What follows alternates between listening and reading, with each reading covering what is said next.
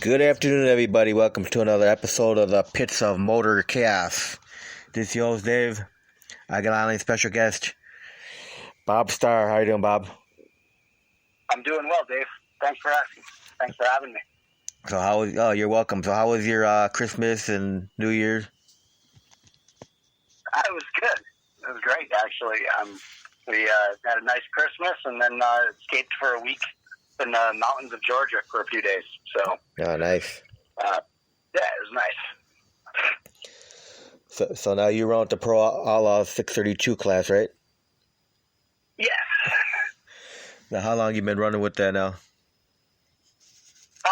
So I'm going on my second full year with Outlaw 632. We started probably, I should say, 3 years ago. And then we kind of took a year off to regroup and regather things. Just realized that we needed to really step up our program if I was going to be serious about it. So we took some time off and regrouped, and now back at it. So were you able to get any events in 2020? Yes, we actually raced a lot of testing, but we raced the Orlando Street Nationals and the Bradenton Snowbirds, and then we have the U.S. Street Nationals coming up here in a couple weeks in Bradenton, and then the Door Slammer race in Orlando in March, and then the PDRA season starts in April, so pretty busy. So how'd the car run for you in 2020? The last race very well. We're happy. It took. It was a lot of gremlins and a lot of learning. Big learning curve with the new setup. I'll put it that way. So we had a lot of testing that was just giving us headaches and working out all the kinks of the new program. But now we've got it on the right track, and our last few passes have been fantastic. So. I think we're heading in the right direction. So you're getting her dialed in, huh? Absolutely, yes. Yep, got a good team of people working with us. We got Johnny Placino as our crew chief. He was the Outlaw 632 champion PDRA for 2 years, I believe. And he's brought our program a long ways. We've got Tim Christ, who actually built the car originally for the original owner, Ron and Jay, and he goes to every race with us and is a great help as far as the chassis stuff goes and working on the car. And we got Denny Stewart as well, who helps us with the electrical stuff and motor tuning and just kind of an all-around help whenever I need it. So we've got some good people working with us. And like I said, I think we are all felt the pain originally, his new setup, and then like I said, the last couple of races we've really gotten things dialed in, and we're headed the right direction. So what's the quickest ET you've had with that car so far? So the last race in Bradenton, we ran a 4:29 at 165, and knowing that there's a ton left in it at that, we're pretty happy. So like I said, heading in the right direction. Yep. So let me rewind the clock with you, Bob. And how did you get into drag racing? Man, that could be a long story. Yeah, go ahead. Go for it. So drag racing, that end of it, it was just kind of something. I got to go way back in time, I guess. But my dad was a street racer, drag racer, hot rod guy, and then he had to give that up when I came along. And I just grocery shopping with my mom. I found a hot rod magazine standing in the magazine aisle while she was shopping. I was probably 8 years old or something like that, and had a red '69 Camaro on the cover. And I said, I want to have one of those. So. It just kind of never went away, and I was always interested in cars. And as I got older, my dad was able to get a little bit more involved and get things back together. And when I was 14 years old, we bought a '72 Chevelle, and had a small block and a 4-speed in it. We ended up putting a big block in it eventually. We got rid of that and got the 69 Camaro that I still have today. I drove that to high school and kind of started racing with that when I was 16, 17 years old. Had that for, well, whatever it's been since 1996. And then moved on to the Pro Mod body Willys there, the 41 Willys a few years ago, to start racing that. But the racing stuff's always is kind of one of those things I've always done. I've always raced something since I was actually 4 years old. Started racing 3-wheelers when I was 4, and just basically never stopped racing. So got that need for speed, huh? Yeah, I guess. I think I passed it on to my 2 little guys. They're just chomping at the bit to be racing, and whether they're on bicycles or their feet or skateboards or pretending to drive my cars like they were this morning in the garage. It's apparently inherited. Yeah, so you got 2 boys? Yes, yep, Bobby and Caden. They're actually sitting right here listening to this. How old are the 2 boys? 11 and Caden 6. So they're always back helping out and doing what they can and learning, and they're great. They're into it. They keep me going. So you're thinking you might have to buy some junior dragsters soon? I'm getting bugged about a junior dragster daily for the little one. Yeah. The big one actually told me today, Dad, I can't wait till I can start driving the red car. The Camaro. So he's got a few more years. I got a couple more years of him not driving, but it'll be here before we know it. I can't wait to see him in it. So skip the juniors. I want to get in the big car. Exactly. Yep. Wow. So now, when you started drag racing, how did you have any drag racers out there that you looked up to or inspirational to you at all?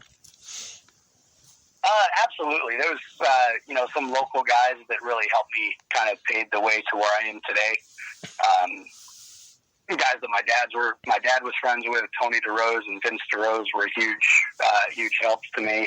And then, like, on the big picture, when I really started getting into it, it was the great days of the NMCA Pro Street class and the fastest street car shootouts and all that kind of cool stuff. And that's really what stuck. And, guys like Tony Christian and Pat Musey and those guys kind of were the guys that I looked up to and said, I want to be able to do what they're doing someday. All right. Now, when you first went down a drag strip for the first time ever in your life, how was that experience for you? Oh, man, I thought I went a heck of a lot faster than I did. It was crazy. I think the first pass I ever made in my red Camaro, the 69 Camaro, it was just a stock big block Chevy, basically. It wasn't anything special. It looked cool, but it wasn't really fast. But I think I went, if I remember exactly, it was like 1291 at 101 miles an hour. And man, when I picked up my time slip, I was expecting to see like a 1090 or something like that on there. It was just, it was an absolute blast. But, the whole experience of thinking that you're, feeling all that power and, going down the track for the first time and all that. And, and saying, oh, that was only 12. What's 10's going to feel like? And then it was what's 9 going to feel like, and 8, 7. So just keep chipping away at it. But it's just an awesome experience. Everything from, getting the burnout's a blast and then getting staged and then anticipation and waiting for the lights to drop. And then as soon as it does, it's just awesome. So there was no nervousness at all the first time? Probably a little bit of nervousness, I guess, but I think I had done it enough up and down the road in front of my house and around town and all that I kind of knew what to expect. It was just on a racetrack where it should be instead of on the street. So now currently with that Willie, do you still get a big adrenaline rush every time you run that car? Oh, yeah. It's just the anticipation, the fun, and the competitiveness, and the guys next to us. There's nobody in the class that's not a good racer and a good car. So it's always the adrenaline. It's great. Kind of something that I can't really explain the feeling, but those 4 seconds that go by is just, there's so much that happens and so much going on, and just there's nothing else in the world that matters in those 4 seconds. So. All right. So how was your first time experience driving that Willie down the track? The first time with the old setup was, it was cool because instantly it was the fastest car I'd ever driven in my life. So the Camaro went in the bottom of the 8th in the quarter. So we jumped from, I don't know, probably maybe a 5, low 5s anyways, 5:15-ish, 5:10 maybe, 8th mile time to like 4:62. I think we went the very first time out with it with a power glide, and that was an eye opener. It's a lot of power from beginning to end, and it was, like I said, it was great. It felt good, and it was awesome. And especially with this new setup with the our new 632 from Madcap Racing Engines, Bob Reinhardt put together just a killer piece for us. I mean, this with the Liberty 5-speed in it and the Bruno, we went from something that was fun to something very serious. And kind of there wasn't really much in between. The original 632 was actually built for my 69 Camaro. And so although it made decent power, it made a little over 1,000 horsepower on motor, but it wasn't nearly enough to be ultra competitive in what we were trying to do. It was just, I had it, and then the Willies came up for sale, and Ron worked with me to make that happen. Ron and Jay worked with me to make that happen, and so we put, just because I had it, I put the Power Glide and the 632 in it just to kind of get going and see if it was something I wanted to do. And instantly the class grabbed my attention. And then I remember we went to our first PDRA race, and we did good. We always qualified, but we were always on the lower end, but we always qualified. We made every race. Like, we were very happy, very proud. And then I went to Galat for the first PDRA race. And, again, we tested well. We qualified. I think we were 13th maybe. So, we made the field. This was the first time, running with the big guys as far as I was concerned. I was just proud to make the field. And first round, west of Stefano, I think I left on him. I had a pretty good light that day. And he went by me like I was sitting still. And I think he set the record at that time with a 417 at 174 or something crazy like that. And I was just like, we made the best pass we ever did, and just, I was all excited to see the scoreboard and all that, but I mean, it was just defeating, wow, I got 3/10. What are we going to do? So, long ride home, thinking on things. We made some changes to that setup. Try to go a little faster, and we just, end of the day, we knew that it wasn't going to, that setup wasn't going to work for us long term if I wanted to race 632, and I actually contemplated, at that moment, not that moment, but in time anyways, contemplated selling it, just saying, is this for me? I don't know I don't know where I'm going to come up with money to build something that's going to compete with these guys, nor do I know that I can compete with these guys. And when I talked to the family about it, it was a big fat absolutely not. We'll figure it out. My youngest boy, Caden, just looked at me and shook his head. He's like, nah, we're not selling it. Okay, we'll try to figure it out then. Wow. And it's kind of one of those odd things. Anytime I've gotten frustrated and really contemplated, I wouldn't say giving up racing, but maybe taking a step back or taking some time off or whatever, somebody's always came along and offered me help completely unexpectedly. And that's I think that's one of the most amazing things about drag racing in general. It's just, there's so many good people, people that I didn't even really know, like Bob Reinhardt from Madcap. I got a text message from him after a couple of races, PDRA races, and how come you're not racing that car? I'm taking a step back, want to rebuild, trying to buy a new set of heads, blah, blah, blah. He's like, we started talking back and forth. He's like, let me help you. I'm like, well, who's Bob Reinhardt? And I'm like, so I look him up and I'm like, oh, wow, okay, this guy's, a real engine builder. He actually built pro stock engines. He did all V Gaines engines and runs V Gaines engine shop for NHRA Pro Stock out in Denver. I'm like, this guy wants to help me. That's awesome. So we started talking, and he was just done great by me. Then we were having some struggles in testing and all, and like, all right, like just, it was getting frustrating and all that. And then, I got a message from Johnny Placino, like, hey man, if you need any help, let me know. I'd love to help you out. Yeah, okay, we start talking, and, Johnny and I kind of become pretty good friends. Went from just a guy that I know at the racetrack to, pretty good friends at this point in time. And he's brought us light years as far as the tuning goes. I mean, in a handful of good passes, we went from running like high 440s to the 20s. So, just like I said, he's all full of good people, and it's just been anytime I've really considered not doing it, there's always been somebody that comes along completely unexpectedly and offers the help that I need. So it's been awesome. Wow, that's great. So do you have any history on the Willie? As far as... you built the car, or you bought the car from someone else? Yeah, so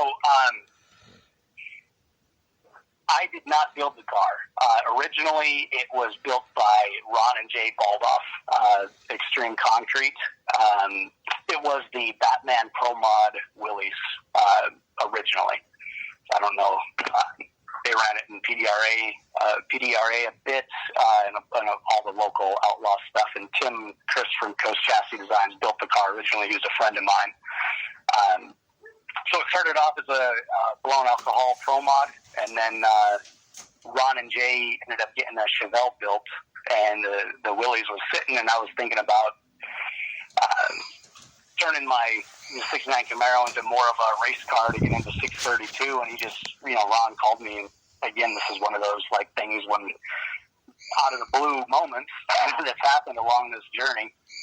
And, hey, come talk to me. I want, why don't you come buy my car? And I'm like, I can't afford that thing. And we worked out a deal, and he let me pay for it over, I think I probably paid for it for almost a year, making payments on it when I had extra money. And he was just super cool about it. And as a matter of fact, I want to say a week after we made the agreement, my wife and I and the kids went on vacation. We went on like a cruise for a few days, and when I came back, he had actually got the motor and the motor plate and trans and everything was sitting in the car for me. I'm like, oh wow. He's like, yeah, I want to see you in this thing, man. I'm like, all right. So yeah, that was again just another one of those moments. But they had it built originally in 2013. Now that I'm thinking of it, so. Wow. So what's your setup now on the Willie?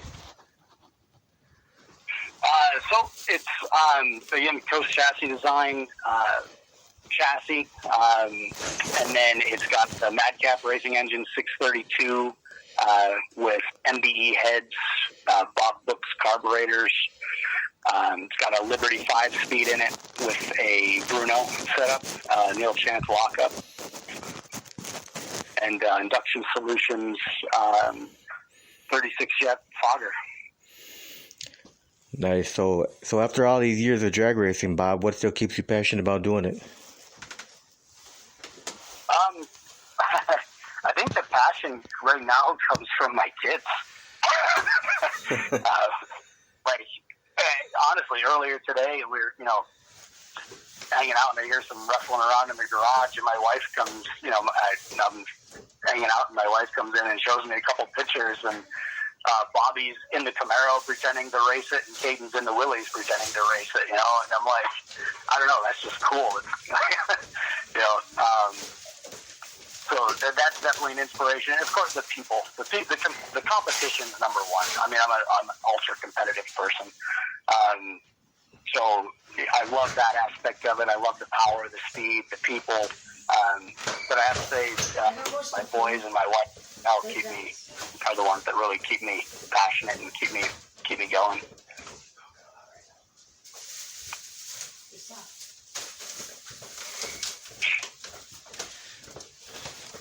Yeah, that's awesome that your kids are so into it. Yeah, that's it. I look forward to turning stuff over to them someday if that's what they want to do. So support them as much as I can. So now, yeah. Oh yeah, I was gonna ask you. Sorry, I lost my train of thought for a second. Yeah, no problem. Yeah, I was gonna say, who are your sponsors?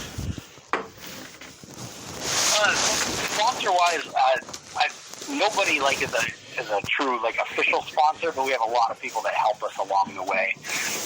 Again, Tim, Coast Chassis Design, here in Edgewater, Florida. He's a close friend and always helps me out with parts and chassis work when needed. And when we made the switch from one motor, the old motor, to the new motor, he's always the guy to help us get all that work done. Denny Stewart at Stewart Performance, also in Edgewater. Call him Uncle Denny. He truly is like family to us. He always helps me out, giving me deals on parts, and does a lot of the wiring in the car for me, and those kind of things. Even though it's I don't know that you want to consider it like a true sponsorship. They're not handing out cash so I can go racing, but those two guys, without them, and again, like Ron and Jay helping me get the car.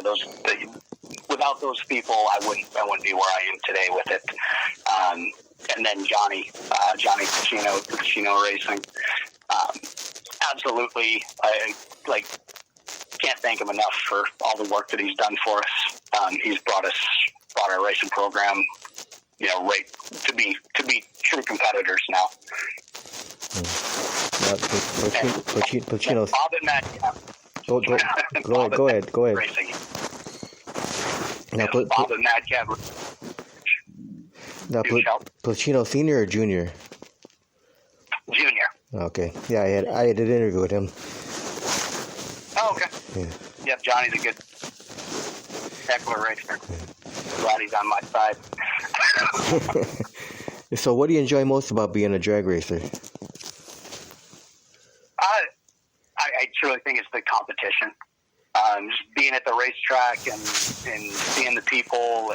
Like I said, it's a good group of people, and just the competition. When you line up, it's one-on-one. You're either going to win or you're going to lose.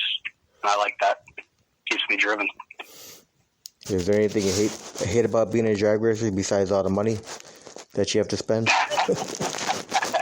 It depends on the day, I think. That's a loaded question. There's definitely frustrations. Hate, definitely not. The frustrations, I mean, when things aren't going right. I had a lot of problems with this new transmission setup, and some of it was, early stages of learning an operator error. Some of it was parts. Some of it is just hectic. And I think probably the first 8 times we went testing, I'd go do a burnout, and then it wouldn't shift, or the springs were falling off the shifter, or just something wasn't right. The torque converter messed up one time. It was just like one thing after another. Here we are, we're spending money and just not getting anywhere. So definitely don't hate anything about it, I don't think. But the frustrations of things not going well, and then you make one good pass and you don't care about any of that anymore. Now, Bob, do you think you can get any better as a drag racer? And if so, how do you achieve that to get better? I mean, definitely. There's a ton of room for improvement for myself, and the biggest thing is just kind of lack of time to go testing sometimes as well. And the more time you get behind the wheel and on the track, you're just going to keep getting better. Again, Johnny's helped me a ton, and just for me personally, I think more passes in the car and just getting more and more comfortable with this setup. And sooner or later, Johnny's gonna talk me into putting a clutch in this car, and it's gonna be starting all over again. Learning from scratch. Now, if you could, have your fans remember one thing about you, what would you want that one thing to be that the fans remember about you? I don't know, just it's tough. I don't know, Danielle, you want to answer that? So what I'd want people to remember about me is just, I do. She said, I love the sport. I love the people. When people come up with kids, like, I'll be the first one to let them sit in the car, talk to them about it, take pictures with them. I just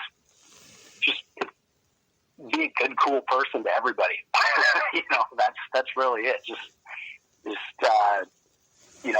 I try to stay humble and treat everybody the same and just be a good person. I would hope that's what people maybe take away. So.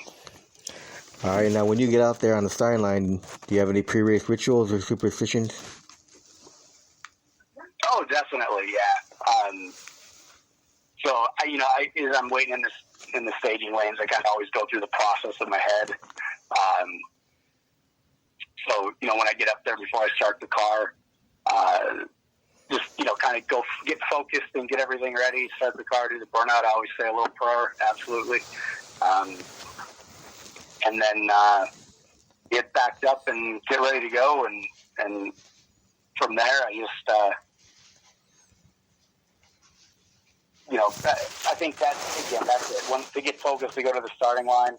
Absolutely, like it's kind of the same thing every time. Get in the car, get set, go through the procedures, and then when it's just me and I'm kind of getting pushed up there, that's when I get, try to get more focused, go through everything in my head one last time, get ready to go, say a little prayer, and then we do our thing. So. Now, is there a lot of preparation that goes into getting that wheelie ready between each race? Yes and no. Luckily, there's not a lot of routine maintenance that needs to be done. We're not, it's not like we have to take the motor out after every race or anything like that. So, it's just little things, making sure everything's still tight and batteries are charged. And, if we want to make a change or anything like that, we obviously doing that between races, keeping the car cleaned up and those kind of things. That's what we were starting to do today. We had to take the seat belts out of it today because they expired, and we got to get those recertified. New window nets, and we got to get all that stuff done before the end of June for the Bradenton race. So, but not too much. That's one of the nice things about this class. It's you got a lot of power, but with being limited to a 36 jet, there's not the way I race this class, there's not a ton of maintenance to be done. Oil changes due here also. So. Now, do you have any favorite tracks to race on, Bob? Yeah, definitely. My two local tracks here, Orlando Speed World and Bradenton Motorsports Park, they're both great tracks. I'm really looking forward to getting back to Maple Grove. It's been a long time since I've been up to Maple Grove. I lived in upstate New York, so Maple Grove was kind of the spot we went to the NMCA races when I was younger. Just an awesome track, so I'm really looking forward to getting the PDRA race there this summer. But Galat is just a great facility, so I Galat as well. Those are my favorites. So do you prefer quarter mile or 8 mile racing?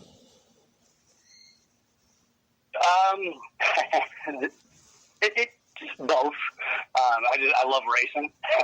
So the quarter mile stuff is a lot of fun. It's definitely harder on parts, and you don't see many races offering full quarter mile racing for, once you start getting into the faster classes like the Pro Mods and 632 Pro Stocks and the Extreme Pro Stock stuff. So, I'll race whatever there is. Right now, the car's set up for 8th mile.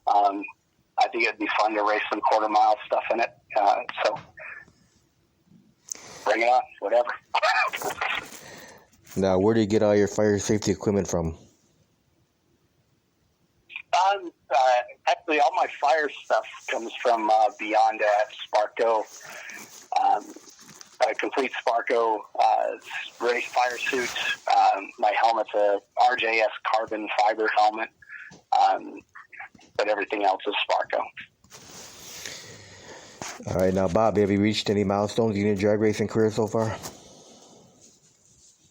Definitely. So, I think the milestones change every time you hit a milestone as well, of course. It was a big thing to get with my old setup in the Willies. It was a big thing to get out of that I could run 450 index like you wouldn't believe the car. Like no matter what I did, we just couldn't get it to go any faster than 450s, and then we went like 446. So we kind of beat that. And mile an hour wise, we said we were excited to hit 160, and we hit 160. So then it was 165. We hit 165, and I think each time just going faster and faster. Of course, I look forward to the red car eventually, the '69 Camaro. I'd like to get that in the sevens. That's always been a goal of mine since I was 16 years old when I first started driving it. So your plans are to get that thing racing again? Yeah, eventually. It'll probably become more of a street car before it becomes a race car, just because the Willys takes up any extra money that I have. Yeah. And I guess I got to get it ready for the boys too. But that's definitely a goal of mine is to get that car to run somewhere in the sevens. So we were close. We just didn't get there. Now, have you had any accidents or close calls in your racing career? Thankfully, no accidents. And close calls, probably, yeah. That's one of the things, man. You just, things can change so quickly, and sometimes you try to drive through something that you shouldn't have, or you kind of learn as you go. You stay in it a little too long. So we've had a few instances where we've spun or shook and ended up going the wrong direction, kind of thing. But luckily for us, that's really been it. I think the craziest thing that ever happened is I had a fire extinguisher go off in the '69 Camaro, like for no reason at all. That was like, what in the world is going on? And I, slowing down, and the car's full of something, and I couldn't breathe. And I'm like, what the heck? I didn't know if it was on fire. It was smoky. I had no idea what was going on. I got stopped, and I'm like getting out of the car, looking around, and I can't figure out what's going on. And I'm like, there's just dust stuff flying everywhere. Sure enough, the fire extinguisher wow. broke. So yeah, that was probably the craziest thing that's ever happened. Other than the normal, like I said, the stuff I mentioned earlier. Well, knock on wood, you won't have any accidents, Bob. Yeah, thank you. Definitely don't want that. Are you ready for some fun questions now? Yeah, sure. All right. Yeah. Outside of drag racing, do you have any other hobbies? Yeah, absolutely. I mean, it's all related to my kids and family. So my oldest boy is very into football, and he's an excellent football player. So I coach both flag football and Pop Warner tackle football. So that's a big hobby. Keeping them, and my younger ones also, he plays pretty much about anything. He's still young enough where he bounces his sports, but just supporting them and coaching them and doing whatever I can to make their lives as cool as possible. And we have a small boat that we take out on the intercoastal here and do some fishing and hang out on the water and just spend time with friends and family. So what do you like to fish for? Whatever bites. These days, I think I spend more silly like baiting hooks and taking their fish off. But we do, saltwater fishing. So we enjoy catching reds and trout. And if we get the chance, we don't have a boat that can go offshore, but we try to take a yearly offshore trip and go catch some fun stuff. Whether it's sharks or dolphin or whatever. Right. Now in Outlaw 632 class, do you have a greatest competitor, or like a thorn in your side, or they're all pretty much equally competitive for you? Well, I think we're all thorns in each other's sides. Just Yeah. never know. It's one of those like thorn in the side, but also would do anything you could to help the guy that is next to you right until the time that you're on the starting line. I don't really have. I wouldn't say I have a big rivalry or anything like that. It's just whoever's next to me, I want to win. Yep. Now, if you could hit a time travel machine and go back into time, would you do anything differently with your drag racing career?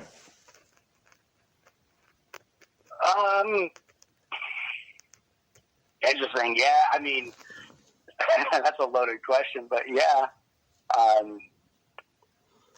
I don't know what exactly, but I made some mistakes along the way, and the learning curve and all that. I mean, it's one of those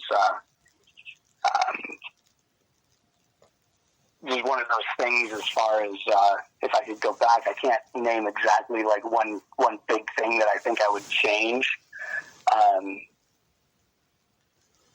But I would definitely, I think the hardest thing along those ways is learning people that you truly can count on, and people that you can trust. You find a lot of people that know how to work on cars, but they don't mind working on others, but they don't really know what they're doing sometimes, but they think they do.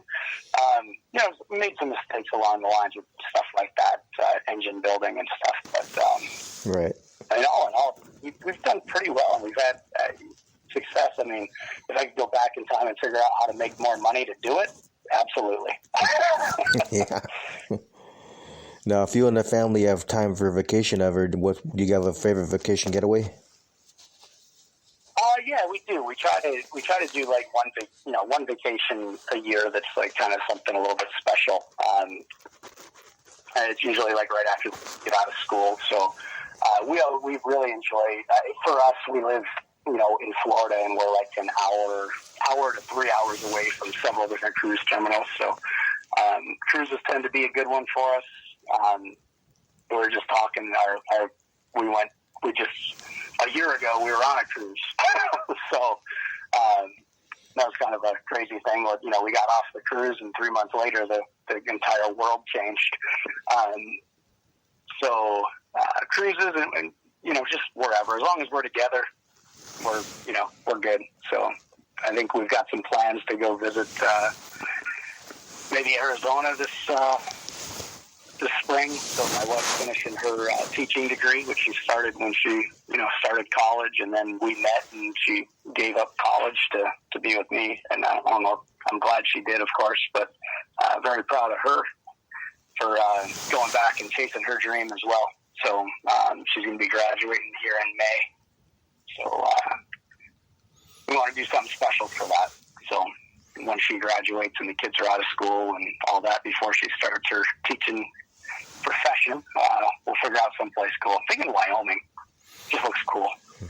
Go out and be in the mountains and do something out there. All right. Now, what's your favorite food to eat? That's dangerous.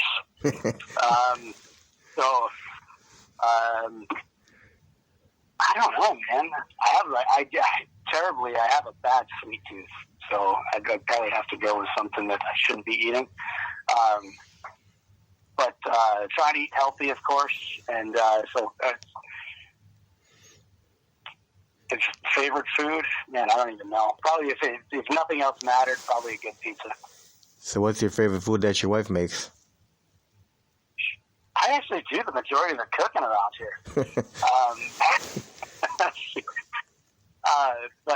No, she bakes. She actually, I think she made a ton of chocolate chip cookies today. So yeah, her and the boys were making some chocolate chip cookies earlier. Oh, that's for your sweet tooth.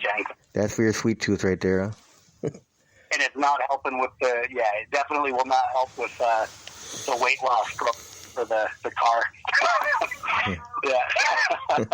So we're about 40 pounds overweight for the class. So we've got some carbon fiber wheelie bars, which from a Voss coming, and they hopefully should be here in a week or so. So you try to balance that out. I don't want to buy carbon fiber wheelie bars and not lose any weight in the car. Yeah. So not many chocolate chip cookies for me. So what's your favorite beverage?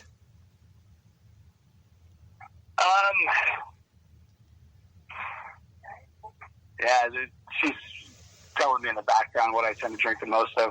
Like Coke Zero, cherry Coke Zero, and after races, Nick Ultra. Nick Ultra, or pretty much any beer that's handy, or a ginger ale and Jameson. All right, what's been your most embarrassing moment on the track? Just any mistake that I make is embarrassing to me. I feel bad for everybody involved when I mess up. So I don't, I've never done one of those, knock on wood, I've never done one of those things that's like ultra embarrassing. Like where you stage with the back tires, or you can't find the tree, or, anything like that. But, anytime I mess up, like last race in Bradenton, I hit the throttle and the trans brake kind of simultaneously, so the trans brake didn't hold, and I pushed through and ruined a qualifying. I mean, that type of stuff ruined a qualifying run by making just a silly mistake and being excited. So there's never been a major blunder that I've been overly embarrassed. It stands out in my mind, but anytime I make a mistake, I'm embarrassed, and I feel bad for my crew and everybody. So what's your favorite music? Oh, rock and roll, man. Besides drag racing, I think that's the only other thing that I've ever, that's just been with me forever. Big 80s rock fan. So Motley Crue's been my favorite band since I was, 8 or 9 years old, maybe. Poison, Metallica, Aerosmith. I mean, anything. Pop Evil's kind of my new favorite band. So, my newer favorite band. Oh, yeah. Well, Motley Crue, Kickstart My Heart, that'll get your blood pumping for drag racing. Absolutely, yeah. They've got a lot of good tunes for that. Yeah. All right, so what's the fondest memory of your drag racing career? And that's another, there's so many, but I truly think the first time that my youngest son wasn't born yet, but getting to the end of the track and having my wife and son there waiting for me. All right, now family is always good to have there at the end of the track to see them when you finish the race. Yeah, they hopped in the car and went for the ride back. That's one of those memories that just, that's what it's all about to me. So. Hey, that's the best thing to do with family. Mm-hmm. So now, if people want to follow you, what's the best way for people to find out where you're going to be at? Yeah, so we're trying to get more active on our Starr Racing Facebook page. But we kind of post everything on Facebook, our personal Facebook pages, my wife and I. And then we also have the Starr Racing page. We're on Instagram as well. What is our Instagram? Starr Racing 41 Willies. Yeah, Starr Racing 41 Willies. You can pretty much find us using that hashtag. Or at, I guess. But yeah, that's where you can keep up to date with us. We post, kind of what's going on with what we're doing prior to races, some family stuff, some cool things the kids are doing. Like had some stuff out the other day, and my youngest boy's got the wheelie bars, holding on to him, running down the road. Like he's got a set of wheelie bars bolted to his body. So there's some, racing / comedy / family stuff on there. Awesome. Well, Bob, I want to thank you very much for taking time to do this interview today. No, I want to thank you, man. This is was really cool, and I appreciate you reaching out to me. And it was awesome. I appreciate it. Oh, you're welcome. We'll do another one in the future. Yeah, sounds great. I look forward to it. And best of luck in 2021 race season. All right, thank you. All right, Hopefully, we'll bring home. Yeah. So that's our goal, 2021. All right. Bringing home a trophy. All right. Have a